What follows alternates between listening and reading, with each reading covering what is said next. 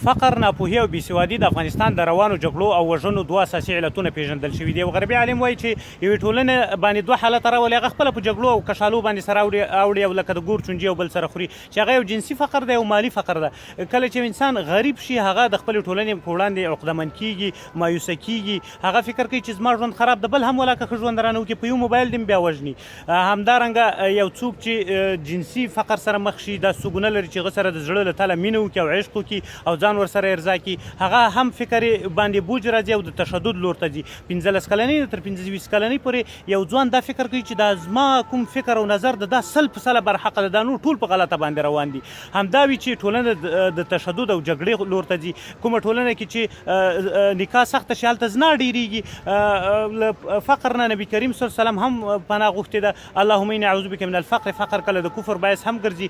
د خپلو شاوخوا فقیرانو سره مرسته وکړئ تر څو مو ټولنه له شر نه خلاصه شي.